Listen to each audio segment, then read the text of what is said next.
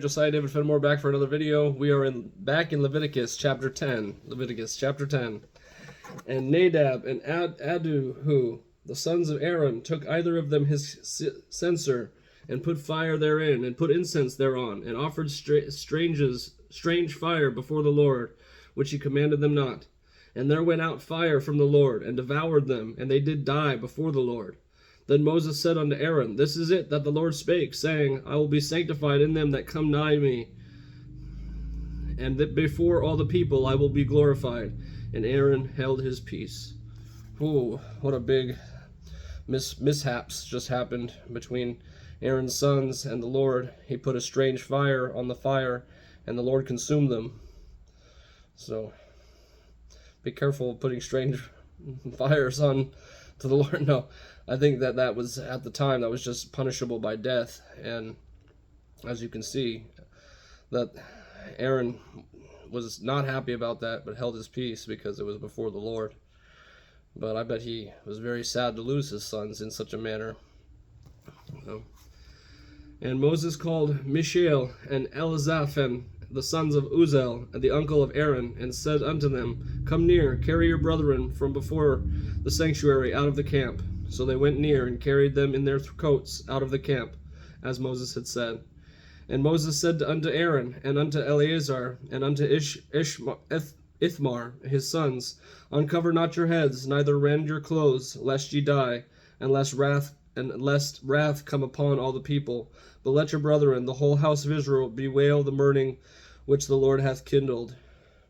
And ye shall not go out from the door of the tabernacle of the congregation, lest ye die. For the anointing oil of the Lord is upon you. And they did according to the words of Moses. So they had to backstep in a very cautious way. They couldn't rent their clothes. They couldn't show remorse. But God told the children of Israel that they could be mourn the two that passed away. But Aaron couldn't just leave, or else he would be consumed by God's wrath as well. And the Lord spake unto Aaron, saying, Do not drink wine nor strong drink, thou nor thy sons with thee, when ye go into the tabernacle of the congregation, lest ye die. It shall be a statute forever throughout your generations, and that ye may put differences between holy and unholy, and between unclean and clean, and that ye may teach the children of Israel all the statutes which the Lord hath spoken unto them by the hand of Moses.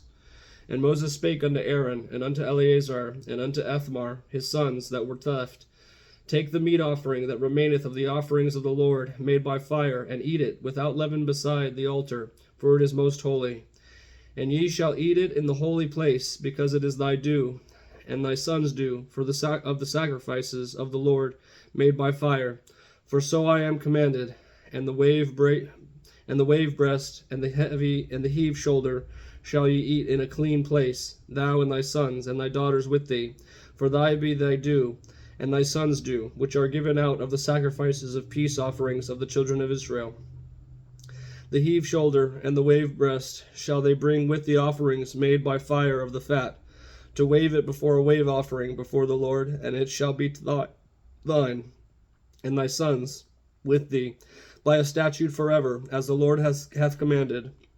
And Moses diligently sought the goat of the sin offering, and beheld it was burnt. And he was angry with Eleazar and Ithmar, the sons of Aaron, which were left alive, saying, Wherefore have ye not eaten the sin offering in the holy place, seeing it is most holy?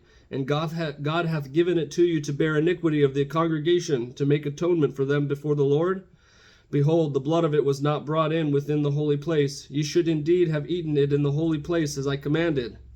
And Aaron said unto Moses, Behold, this day have they offered their sin offering and their burnt offering before the Lord, and such things have befallen me. And if I had eaten of the sin offering today, should it have been accepted in the sight of the Lord? And when Moses heard that, he was content. So, a lot going on right now between Moses and Aaron, and Moses and Aaron's sons, because they have very specific details that they need to accomplish. You have to eat the sin offering within the Holy of Holies, or else it goes against God's law. And so, very strict laws to uphold. God being the God of yesterday, today, and forever, then I imagine there was a goodness to God. He knows that people need relief, and that he is a jealous God. He is a jealous God, and he wants things done correctly, but he knows that there has to be a reprieve. There has to be a relief of some sort for mankind to succeed, to continue on and succeed in their individual battles.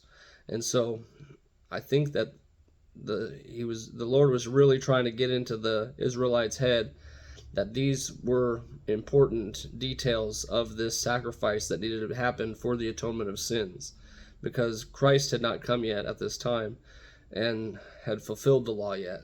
So this is before Christ coming, obviously, but the Lord being the same yesterday, today, and forever, it gets me thinking, how is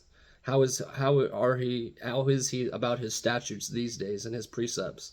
I bet he's as zealous as he is about blessed are the peacemakers, blessed are the meek, blessed are those that walk in righteousness. So I believe that he's zealous for his people. I think that's what Leviticus is showing me, is that God is a zealous God for his people, and he loves intensely, even if that means taking a few out sometimes. So sad to say, but they put a strange fire on the tabernacle, and that was against the laws. So God consumed them. Thank you for watching this video with me, and I will see you on the next one. Peace.